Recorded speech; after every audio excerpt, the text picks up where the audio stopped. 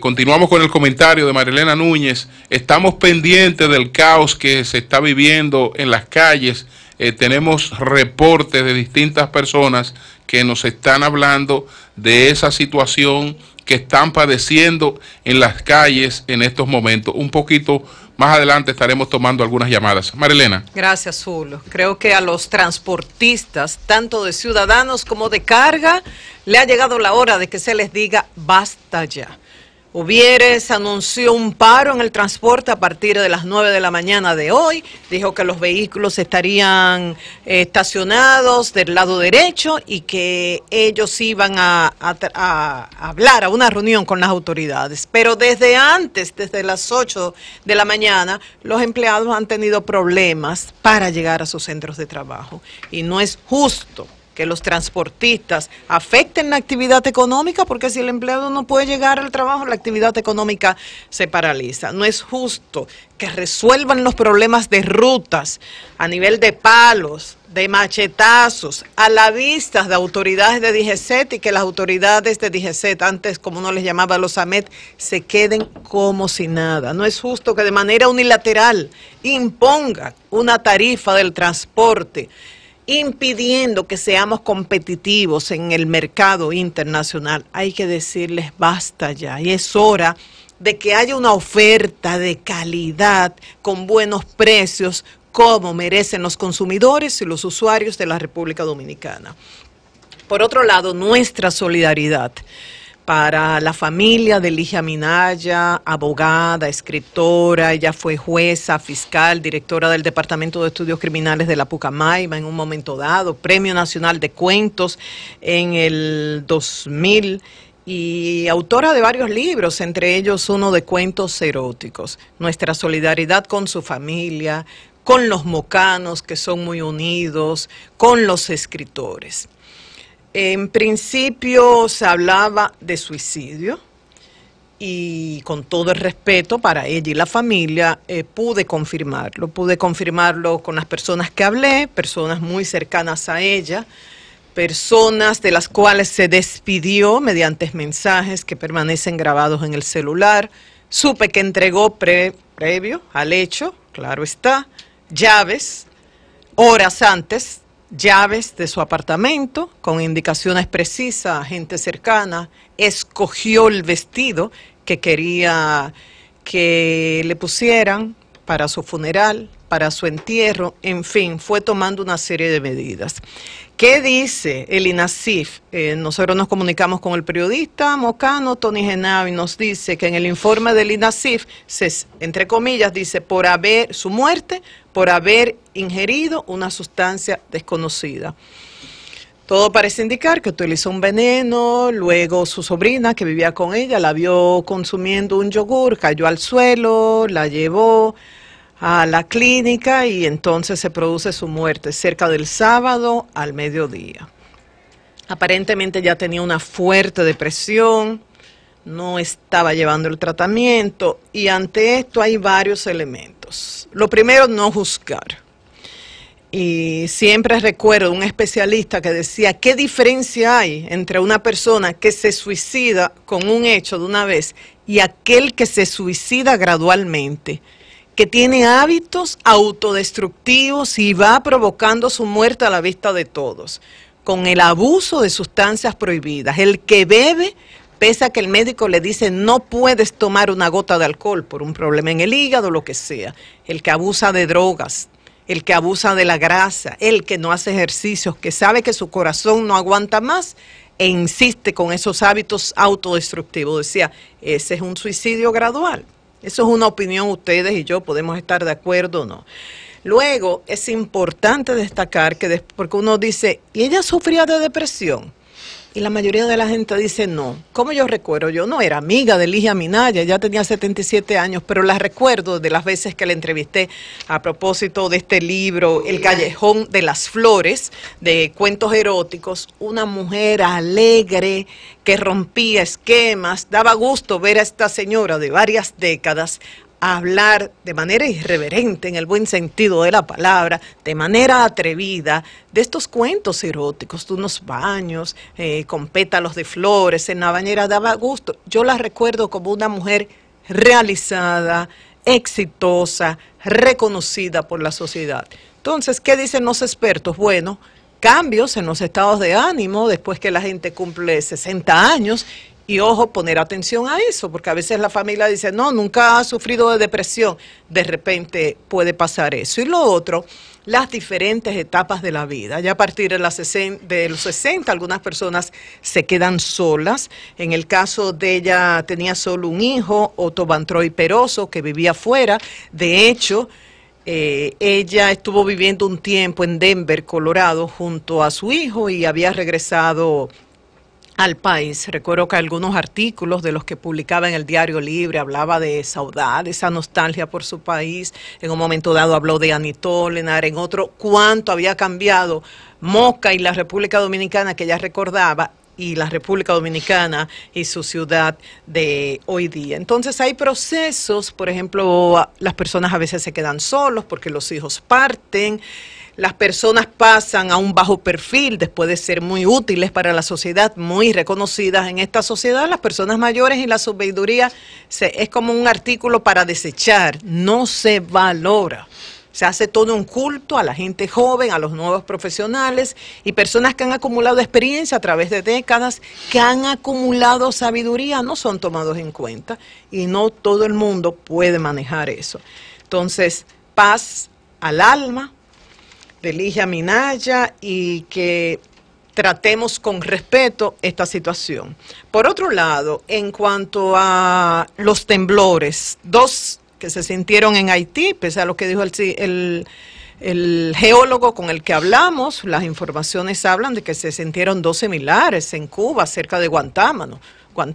Tanto de 5.9 y de 5.2 son las informaciones que se tienen. Entonces, en cuanto a eso, recordar de preparémonos, esperemos lo mejor, pero preparémonos para lo peor.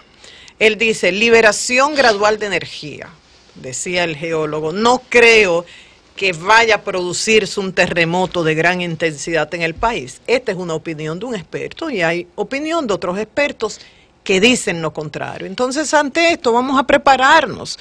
Uno viaja a ciertos países, México, Chile, y uno ve que ellos están acostumbrados y viene un temblor fuerte y ellos saben qué hay que hacer. Y en todo edificio están las rutas para evacuar, las zonas que usted debe evitar, el área. Uno cuando llega la primera vez se asusta y luego se da cuenta de que ese es el trabajo preventivo. Aquí se está haciendo. Hemos evaluado, que ha sido la solicitud permanente de los ingenieros especialistas en ingeniería sismo resistente, hemos evaluado todos nuestros hospitales, los construidos hace décadas y los nuevos, las escuelas. Ustedes dirán, bueno, pero se supone que estas nuevas escuelas han sido construidas tomando en cuenta esto. Bueno, sí, pero en el terremoto de septiembre, creo que fue el 23 de septiembre del 2003, ustedes se recuerdan que hubo serios fallos en escuelas recién construidas en esa época. Eso no se puede garantizar. Por otro lado, los constructores del sector privado toman en cuenta las recomendaciones del código que tenemos. Ustedes recuerdan que para esa fecha, hace más de 10 años, desde la Embajada de Estados Unidos se recomendó a sus funcionarios no vivir en esos edificios en los cuales el estacionamiento está en el primer piso y descansando con unas columnas con unas características específicas. Ojo, no digo que todos los edificios así peligran, no, sino ante determinadas columnas que hace que el edificio colapse. Entonces hay ingenieros que evalúan eso y pueden recomendar un plan para reforzar esta estructura y que no colapse ante un temblor fuerte. Otro punto, o sea, estamos hablando de evaluar sobre todo hospitales y escuelas. Evaluar edificaciones privadas, que eso le corresponde a propietarios, ¿no? Y por otro lado, los simulacros. Hacemos nosotros simulacros. Yo sé que hay instituciones, recuerdo siempre, por ejemplo, la Escuela Leonardo da Vinci en Santiago, que hace periódicamente durante el año escolar simulacros con los estudiantes para que ellos sepan, ante un terremoto fuerte, qué hacer. y en medio del nerviosismo que el caos no empeore las circunstancias. ¿Lo hacemos nosotros o estamos viviendo de espaldas a esa realidad de vivir en una zona con una intensa actividad sísmica? Esa falla septentrional que mencionaba el geólogo comienza en Montecristi y termina en Samaná. O sea que atraviesa toda la isla. Hay que tomar en cuenta eso. Y termino diciendo que el movimiento Basta Ya de abusos sexuales contra la mujer nos ha hecho recordar la frase de piensa globalmente, que está desde principios del siglo pasado y se usa desde política hasta urbanismo, y actúa localmente. ¿Por qué digo esto? El 1 de octubre cumplió un año el movimiento Me Too a nivel internacional. Basta ya de violencia, de abuso contra la mujer en el área de entretenimiento, de espectáculos, de la política. Pero el viernes también, además de este primer aniversario, se dieron a conocer los premios, Premio Nobel de la Paz, a un médico ginecólogo del Congo y a una joven activista de Irak. ¿Y cuál es el tema? Basta de utilizar la violación como arma de guerra, basta ya. Y aquí en República Dominicana, el ex fiscal Robert Justo Bobadilla reconoce los hechos sobre los cuales se acusaba de acoso sexual a un grupo de 9 damas, entre las cuales habían empleadas de la Fiscalía de Samaná y usuarios. Coincidimos con lo dicho por el procurador, de que hay que reconocer el trabajo perseverante de estas damas, el trabajo de la abogada Luz Díaz, el trabajo del Ministerio Público. Yo a eso solamente le agregaría, y el apoyo de esposos de estas damas, porque es una situación muy difícil. Y recuerdo uno de ellos que estuvo acá y apoyando a su esposa. Esto fue un proceso de casi 3 años, fueron 2 años y pico, desde el primer momento que se hace la denuncia, que fue muy difícil, luego cuando se buscaba un juicio disciplinario, y tal y como dice el procurador, eso en la gestión anterior estuvo estancado, y el procurador Jean Alain Rodríguez logró agilizarlo, fue destituido como fiscal. Pero luego cuando pasa a los tribunales, Robert Justo Bobadilla estaba evadiendo el proceso y fue declarado prófugo, en rebeldía, tenía impedimento de salida. Pasaron varios meses y fue en mayo de este año que lograron arrestarlo y estuvo 4 o 5 meses preso.